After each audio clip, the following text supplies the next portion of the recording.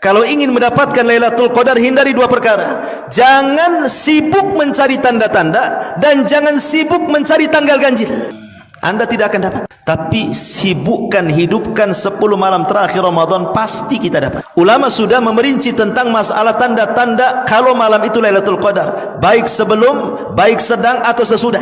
Di antara tanda-tanda Lailatul Qadar itu, di malam Lailatul Qadar tidak akan ada bulan, yang ada hanya bintang. Bahkan bintang-bintang yang di hari-hari biasa dalam setahun itu tidak kelihatan saking jauhnya, maka dia akan mendekat ke bumi sehingga ada ziyadatun nur, ada tambahan cahaya, dan itu diketahui bagi orang-orang yang di tengah lautan atau di tengah gurun pasir. Ini satu. Yang kedua, di malam itu tidak ada meteor satupun yang jatuh ke bumi. Karena fungsi meteor itu apa? Syuhuban lisyayatin, untuk melempar setan. Setannya saja tidak bergerak, macam mana ada meteor? Malam itu tidak akan Anda dapati meteor satupun yang jatuh satu dunia ini. Karena malam itu malam salam keselamatan. Kemudian juga yang ketiga, kata Nabi SAW, Lailatus Samha, malamnya tenang-tenang sekali. Ya, tidak terlalu panas, tidak terlalu dingin, bagi yang sehat.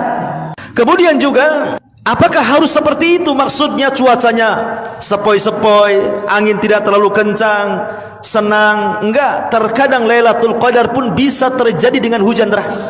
Itu pun tanda Lailatul Qadar. Kenapa? Karena Rasul pernah malamnya Lailatul Qadar, kemudian besoknya Rasul sujud, rupanya Rasul merasakan di dahinya at-tinu wal mah. Jadi ada apa namanya, air dan tanah yang menempel di dahi. Maknanya malamnya hujan. Sehingga tidak mesti cerah gitu cuaca Lailatul Qadar. Bisa saja terjadi hujan deras malam itu Lailatul Qadar. Tapi walaupun hujan deras tidak membahayakan. Tidak ada angin kencang, ya hujan-hujan gitu saja. Karena hujan itu salah satu tanda turunnya rahmat, turunnya para malaikat itu saat hujan. Makanya doa sewaktu hujan itu mustajab. Dan itu juga sebagai tanda-tanda Lailatul Qadar. Tetapi tanda-tanda yang paling jelas Lailatul Qadar itu justru setelah Lailatul Qadar lewat dari kita. Kapan itu? Di pagi hari. Malamnya Lailatul Qadar, paginya itu tanda-tanda yang paling jelas. Apa itu? Anna syamsa la syia'a fi, matahari cahayanya tidak terlalu menyorot, maknanya sedikit redup sehingga kita bisa melihatnya. Imam Ibnul Qayyim memberikan alasan kenapa matahari di malam Lailatul Qadar itu kok cahayanya berbeda dengan setiap hari terbitnya. Ada 3 alasan kata beliau. Yang pertama, karena malam Lailatul Qadar itu penuh dengan malaikat, sehingga di pagi hari malaikat itu mereka naik ke langit. Dan malaikat itu tercipta dari nur cahaya, dan cahayanya inilah yang menghalangi cahaya matahari, sehingga cahaya matahari ke bumi terhalang dengan cahaya malaikat, makanya agak redup.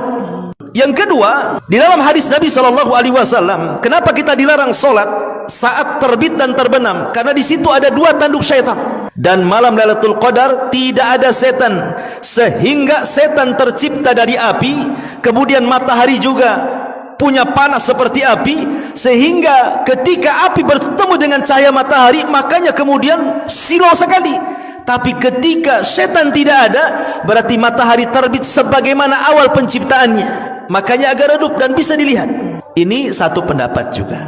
Tapi juga ada yang mengatakan tidak. Kenapa matahari dibuat redup seperti itu? Ya karena Allah ingin menguji orang-orang yang mujtahid saat mencari Lailatul Qadar. Sengaja Allah buat tanda-tanda yang jelas itu setelah lewatnya, bukan di awalnya gitu loh. Kalau di awalnya, oh senanglah semua orang tahu Lailatul Qadar kan.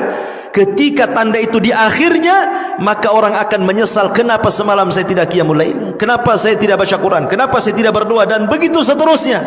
Makanya dibuat tanda-tanda yang paling jelas itu di pagi harinya. Maka hidupkanlah malam Lailatul Qadar itu dengan menghidupkan 10 malam terakhir Ramadan. Tidak mesti 1 malam suntuk, minimalnya ya 2/3 malam atau 1/3 malam. Jangan sampai 1 malam itu terlewatkan tanpa ibadah, gitu maksudnya. Yang subscribe semoga rezekinya berlimpah, amin.